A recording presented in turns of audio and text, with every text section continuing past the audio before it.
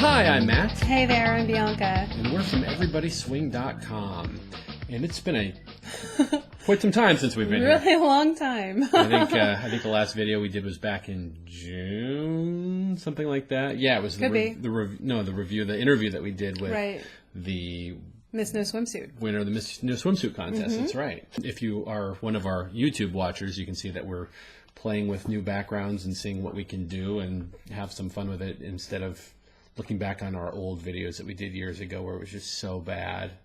Just in the bed that we did. Oh God, those ones. I hated those videos. I remember someone commented on YouTube once that they're like, "Oh, those guys are so informative," but God, that being in bed is so like fake. I hated the wallpaper in that bedroom too. Oh, that's true.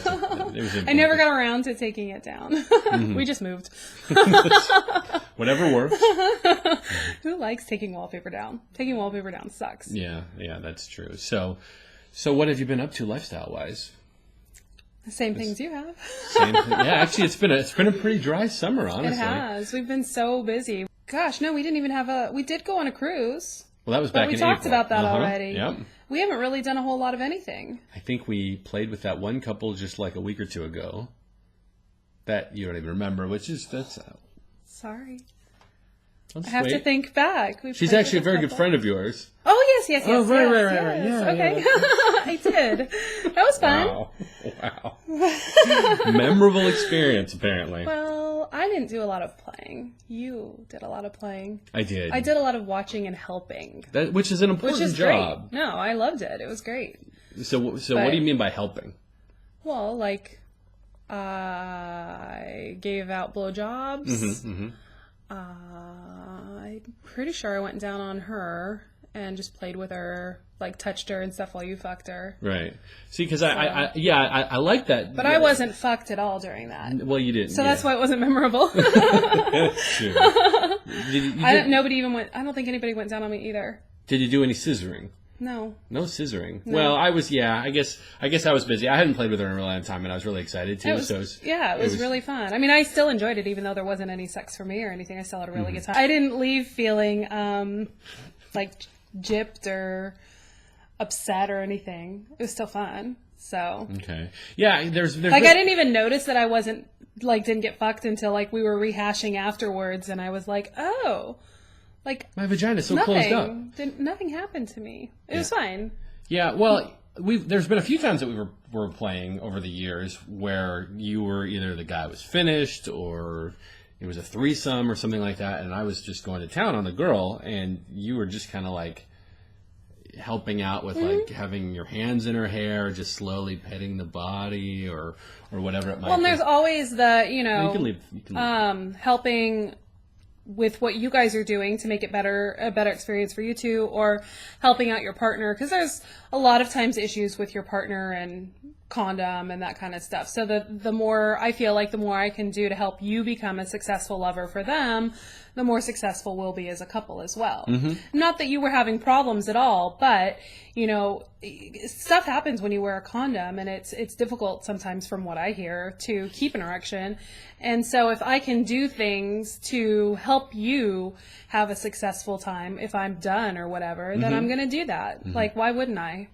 So how would you go about helping me or any guy keep an erection if you were not the one actually having sex? Well, for you, I definitely would find a big stick and put it up your ass, or some huge something to put up your ass, because he likes that. Oh, you know it. You know it. That's a way. Not love shit or stuff up his ass. Yeah, I don't know if I definitely probably wouldn't keep an erection, although I honestly have no idea, because that just doesn't appeal to me, and it really hasn't happened at this point. Right. Dang.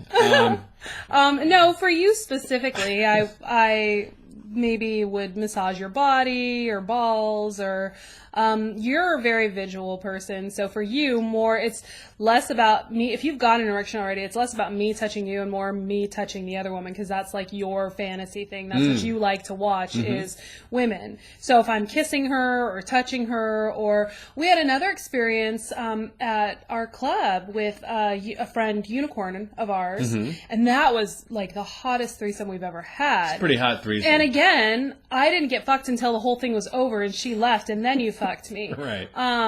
But she did go down on me. So like she was laying down and you were fucking her, and then I was riding her face. And so for you have the visual of that while you're fucking her, which helps to keep an erection. Yeah, that was I not only did I have that visual, but it was in a room that actually had 2 beds, and on the other bed another hot couple came in, and they were just like having sex on that other bed. So it was like I'm looking down at you two doing your thing, and then I'd look over here and there's other people doing their thing, and then at one point they finished, and like she just kind of laid back, and the guy was just started like playing with her vagina, just like masturbating her, giving her a hand job. I don't know what do you call it? Playing with her clit? Yeah, I guess you could call it that. I don't know. Fingering her? Sure. Well, you know that thing where you just like rub really quickly. What do you call that? Just fingering to me sounds like you're sticking your finger in there. Playing with her clit? Okay, sure. Yeah, okay. We'll have to come up with something better. That's kind of, yeah, okay. She was fingering her clit, Horace. She was fingering No, he was fingering her clitoris, and she was basically just watching the 3 of us just have sex, and then our friend ended up, finishing up, and she had to go home, and then you and I just had sex. And then, like, it was the coolest thing because you and I had an orgasm at the same time, and so did the girl who was watching us. So it's like all 3 of us are, like, making moaning, screaming sounds at the same time. We had quite the audience come in to watch as well, so that was fun. There was, like, a revolving, because they were doing tours, so there was revolving people coming around, standing there watching, and then you'd hear the tour guide, and we'd make silly comments because we never take anything seriously. That's right. and our friend did too. And on your left, you see Bianca, who is screaming and making a lot of noise. So, yeah. We've had some fun sex at the club. But that's really important. I found that in those times, so a lot of men do have issues with keeping it up, and they are very visual. And I think what a lot of complaints I hear about guys having problems is that they, especially in group situations or when there's a lot of people, is there's so much that's distracting, where if you can be looking at the person and really, really paying attention to them, and even someone is bringing something else, another form of stimulus in, like you were doing. And actually, when I was having sex with her too, she started telling this like story, this like about this time that she was like someone gave her a massage and was like just like it was a sexy story. It was a sexy story, but it was a real story. And she's like telling it, and it was like even hotter and doing this while you're just rubbing on her and stuff like that. But it does remind me of the one time. So we went to this couple's house, and because we're just talking about you helping out, and I'm having sex with this girl. I don't even know why I tell this story because it doesn't really make me sound good, but it's such a funny story. I have no idea what story this is, so I'm intrigued. Sure. So you and the husband had already finished up. He was done. He was taking. Yeah. Oh, right. I know the story. Yeah, and I'm having sex with a woman, and I was having sex with a woman for a really long time. She had also had a lot to drink that night. She wasn't to the point of not being able to control what was going on or anything, but she still had a lot to drink. And I was having sex with her, doing the whole thing, and then you came in and to the room, and you just like started like massaging her head, like really slowly, and you were doing that softly. So I like slowed down the sex, and I was just kind of doing like this kind of an easy in and out thing. So it was more sensual. It was it was really, really sensual, and you're just going massaging her head, and after probably 5 or 10 minutes. I look at you and you look at me, and she's like not moving at all. and I'm take her pulse. I'm like, I think she's asleep. Yeah. And you're like looking at me like, nah. I'm like, yeah. We both like look at her, and like she's just out. Like we put her. So my sex put a woman to sleep. That's my. I don't know. So ladies, if you're feeling like you have insomnia, have sex with Matt. Oh, that's right. That's right. I'm good for something. But it was an interesting time because that was also one of the first times that you and I had played separately. if you've been listening to our podcasts over the years or watching our videos, you've definitely seen a lot of growth and evolution to our relationship in such a period of time, from when we were just completely same room to, going off and having boyfriends and girlfriends and doing different things. And we have done separate room now for a couple of years. And hell, we've done separate states. We've done separate states. That's true. And at first, we were very nervous about it. I remember the first time that you and I did separate room, and we were actually with a couple that was very good friends of ours that came from out of town. In fact, you can actually listen to that podcast. Their names are not on there. Nipples and Wiggles is the name of the podcast, and it's an early one. It's from a few years ago, and that was the very first time that you and I had played in separate rooms at all. We had always done the same room. And not only did we play in separate rooms, we stayed in separate rooms. So we went like 0 to 50. That's right. Like, that wasn't like we just played in separate rooms and then met up and slept in the same room again. It was, we stayed at a hotel. Our rooms were on the same floor, but not together. We tried to get them together, but we couldn't. Mm-hmm. And so we'd hang out during the day together. And mostly you and I hung out together, and they hung out together. Right. And then when we went back to the hotel, it was, see ya. Yeah, but we had played with them before. We had Right. met them on a cruise, and so we had sex with them a few times, and we got really close to them. Really and so we comfortable. felt comfortable enough with that. But I do remember that was the first time where it was like, oh gosh, she's actually going to go to sleep in the same bed as another guy, and I'm not going to be there to protect her, and she's not going to be there to protect me from all the dangerous things that a woman can do with her Oh, we vagina. can be pretty dangerous. Oh, well, you can. You can. No, she can too. But we got past that. Right. And then with that experience, we started to discover the positive effects of separate room sex. And separate room sex is not something that we particularly like to do all the time. We still like to do big orgies, or just another couple all in the same room, hell, in the same bed, Pile of us. Yeah. It's not something that we're like, there are some couples out there that only want separate room sex. Mm-hmm. That's all they're looking for. And there are couples out there that only want same room sex, and that's all they're looking for. And that's fine. But there are people out there that wonder how you get from same room sex to separate room sex, and how that makes you feel and everything. Mm-hmm. And one of the things we both say that we love about separate room sex is the fact that you get more intimacy with that person. One of the things I love being like at the club or at a house party with tons of people around, there's always so much to watch and see and turns you on and everything.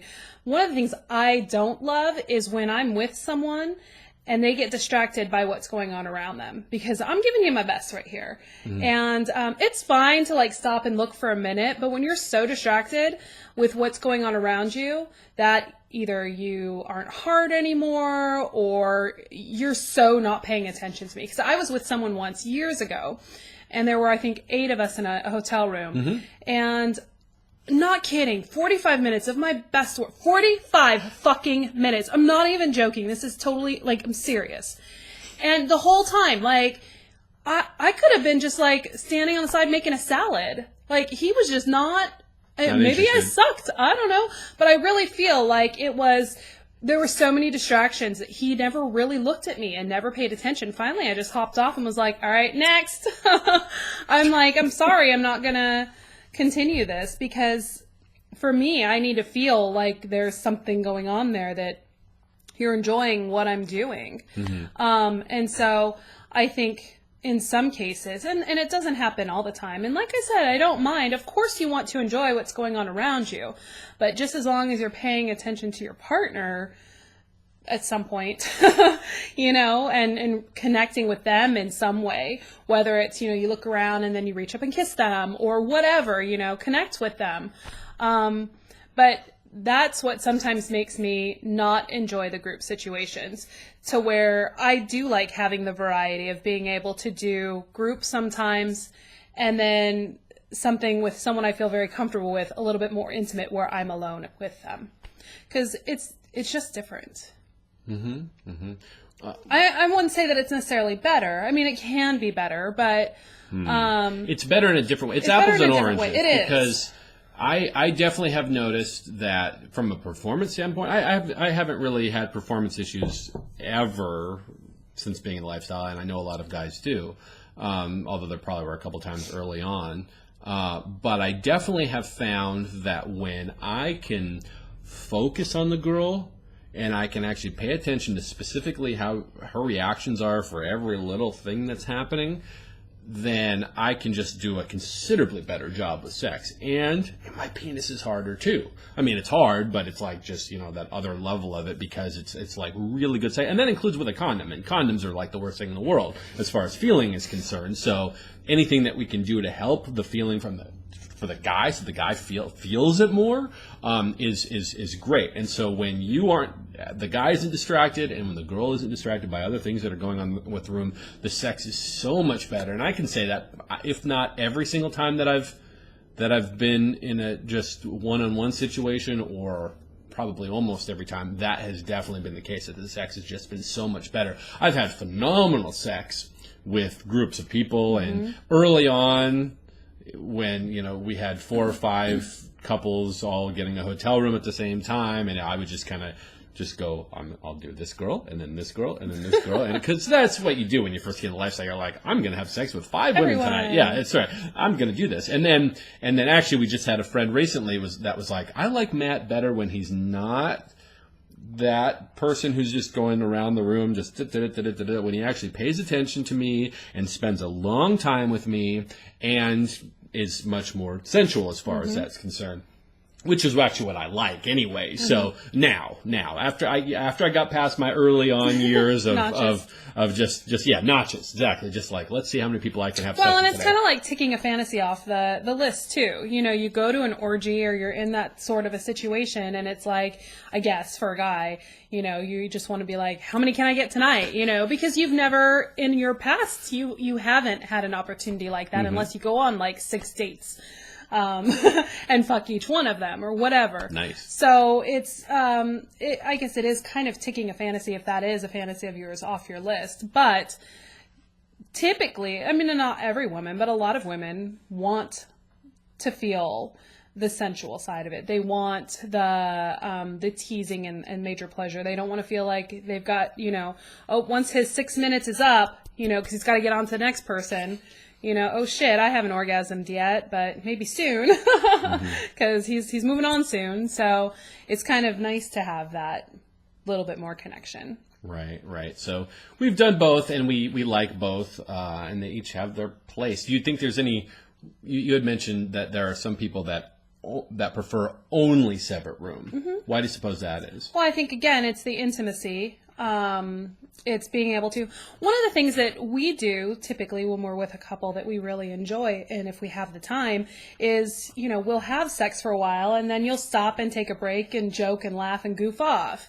That can be distracting. So if you're done and or taking your break and you're goofing off and the other couple's still going, it's going to distract them and break their mood, and then maybe they'll finish sooner because it just broke the mood. That's true. Time is an important thing, because personally, I like to have sex for a really long time. Ideally, if I'm with a girl and we're the only people in the room, I would love to have sex for 2-3 hours type of thing. And if you are with a guy in the same room and he's done in 10 minutes, then there becomes this awkwardness of the girl starts going, well, do I need to finish, or what do I need to do? Because he's done. Because guys, the second they're done, their brain turns into. But if you're in separate rooms, there's the snuggling and the cuddling and the joking and the talking and the touching, and then maybe you can get them going again. And at least that's been my experience. Is you get them going again, and then there's round 2. So but if you're in the same bed or room as the other couple, there's a good chance that you two are just done and you're chatting quietly in the corner. And maybe you'll start up again, maybe you're not. Maybe you just sit there and joke about how long they're taking, and then you end up making jokes about, all right, come on, guys. we want to go get pizza. Exactly. So, there's definitely good and bad about all of it, and it's all fun. I can't really say that I prefer one over the other. I definitely, if I know the couple better, I think I like separate room better. Okay. But we don't really, I can't think of any times that we've ever had separate room with people that we don't know very well, that we just met. Have we? One of them became my girlfriend. Okay. Yeah. That's true. So this, we have. Yeah. I mean, there we discussed it though beforehand. When we met them, it was a clothed situation. And I just instantly liked her, and I was pushing dinner on him. I was like, let's meet them for dinner. Like, we went back to the room. This was on one of the cruises, and we went back to the room, and I called, and I'm like, hey, we want to have dinner with you. There was something about her that I really, really liked. Honestly, I don't even remember the husband from that point. Like, I don't remember her partner. I mean, I do, but it was more of a connection of me to her that I was like, we need to go have dinner with her. And so for whatever reason, I guess I was just okay with the guy. But then I had mentioned to you, because you didn't know, because she whispered in my ear that they weren't actually together. So the only play that they would do would be in separate rooms. So she gave me a heads up and a warning, which was great. And then I took it to you when we got back to our room later, and I said, if something comes up and they want to bring this to the sexual level, we're going to have to do separate rooms. So we're going to have to decide, not right now, but keep it in the back of your mind during dinner. Are we going to be okay with this? Because they only did separate rooms. Right. And it turned out perfectly fine. But we did feel comfortable enough with both the man and the woman that from a safety perspective, that it wasn't going to be an issue, because I have heard people complain about that, specifically on the guys, that they don't know what the guy's going to do, how the guy's going to act, if the guy's going to be pushy or overbearing, or try not to wear a condom, or a million other things that we've been so lucky. We don't have any really bad stories like any of that. Like, we've never, all the men that we've run into have been very, polite and nice. I've never had anybody not try to wear a condom with me that we know of. It's funny, we were talking about that recently. It's like, there are some times where a guy will come up from behind or whatever, and it's like, and just go to town. Because there's been so we were having a threesome, and the girl was laying down on her back, and you were sitting on top of her head, because she was just eating you out, and so she couldn't see a thing, right? And then I, after a few minutes of doing whatever, I enter her and have sex with her, and then I get out after a little while, and then you finally move positions and stuff like that. And then we're talking to her later, and she's like, by the way, Matt, did you use a condom? And I'm like, yeah, of course. She's like, okay, because I didn't see or anything, because she was busy. So, I mean, there are, which is funny, because I guess every experience there are situations that there could be a guy who is being sneaky that way, because the reason she actually asked me that is because that same thing had happened to her with another couple, and the guy didn't. The guy basically just kind of put it in, and then she was able to see, hey, whoa, where's your condom? And he's like, oh, I didn't know you'd want one, or some shit like that. And I mean, which stories like that are very, very rare, but we have heard stories like that. Condoms are just one of those things that people don't even ask. It's just a thing that everybody does. Well, and I think every situation I've been in when I've had sex with someone it's like it's a thing. It's like, it's either me saying, okay, like if he's going down on me, I'm like, you need to go get a condom and fuck me, and so I see him grab the condom and put it on. Like, I don't think I've ever been in a situation where I haven't seen the guy put the condom on, because you have to like stop for a minute. Yeah. So for me, it's always been, the only one time where I was like, what the fuck, was I think giving someone a blowjob, so my ass is in the air, and some asshole comes up behind me and just shoves his cock in me and starts fucking me, and I turn around, it was you. I'm like, what an ass? Like, I don't remember what asshole are you talking about? Oh, right. Yeah, no, it was hot and it was fine, but it distracted me, because I was like, what? Who just stuck their condomless dick in me? It was me. It was you. It was me. Thank you for allowing me to do that. Fuck me without a condom? I get all that, the extra feeling in all my sensitive spots. Yes. So. First first time at a lifestyle club, how to be successful. We've talked a little bit about clubs and our successes at the clubs just now. But how can you be successful at a lifestyle club? I was just reading some comments about people and like their first party was Halloween, and that's an overwhelming party to be your first party, that or New Year's. Because usually wherever you go, it's booked. Like there's no extra space. Like it's booked out in advance. Halloween is difficult because everybody's in masks and makeup and wings and crazy costumes. And we always personally try to figure out our costumes according to fucking. So we're Which not a lot of gonna people don't do. No, we're not going to wear something that is make us super sweaty because it's like a big furry something, or that's got way too much makeup. Glitter is fine, or a but mask. Way too much makeup. A mask in general is a terrible idea. Big wings. We did go to a Halloween party once where it was devils and angels, so we all had wings on, and it was fine, but it was a smaller house party. I can't even imagine trying to navigate wings at like a lifestyle club where there's 300 people. So like that's something we keep in mind, but it's just difficult to meet people at Halloween because everybody's just like difficult to meet people to fuck. Like we've talked about our problems with Halloween before, I'm sure, where you'd meet one couple and you'd be like, all right, we're going to go to the bathroom or go grab another drink or whatever. We'll meet you back. And then you never see them again because there's just too many people there. Yeah. So you kind of at Halloween, if you find someone, you kind of just have to follow them everywhere they go. I think. Be the creepy person. Yeah, you got to be the creepy couple because otherwise you'll lose them and never find them again. I was reading a lot of comments about Halloween that there wasn't a lot of fucking going on. It was mostly just people partying because it's fun. It's hard to fuck if you're that person who's got full makeup on, or the costume that's impossible to get off, or the costume that you're just drenched in sweat. Or it's too crowded. The playrooms are full. Crowded. Yeah, So maybe if you're going for a Halloween party or New Year's or something, don't plan on having sex. If it happens, hey, amazing. And I think that's our thought whenever we go anywhere is we don't plan on having sex. We're not going to be predatory and be like, who are we having sex with tonight? Speak for yourself. I know. But if you don't have expectations, if you go in not having any expectations other than you're going to have a really good time, then when you leave, if you just ended up fucking your spouse, it was still a hot experience, right? Fucking your spouse in front of a bunch of people, like that's hot.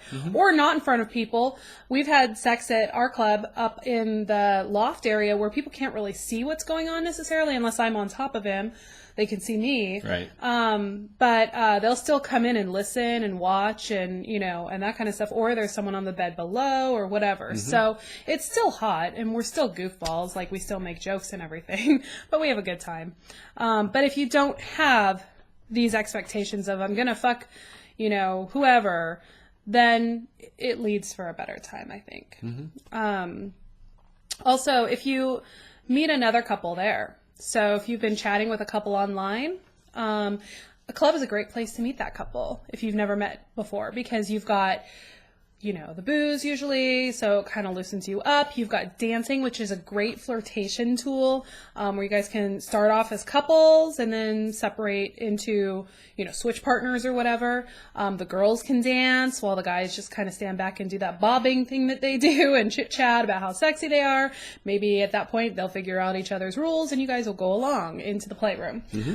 So clubs are a great place to meet up with couples. I feel like there's less pressure at a club probably than out at dinner, because at dinner could get nervous. You're like, who picks where you go? And then, what if the other couple picked something and you hate that type of food, or it's out of your price range, or it's super fancy and you feel uncomfortable, or it's not fancy enough, and who pays for dinner and all that kind of stuff. So what if you don't like the couple? What if they pay for dinner and they insist on paying for dinner and you guys are just like, oh, we really don't want to fuck them, but now we feel obligated. Well, this is like dating like a girl in general. Like it's like college all over again. It's like, yeah, no, you're paying for the sex by giving them dinner.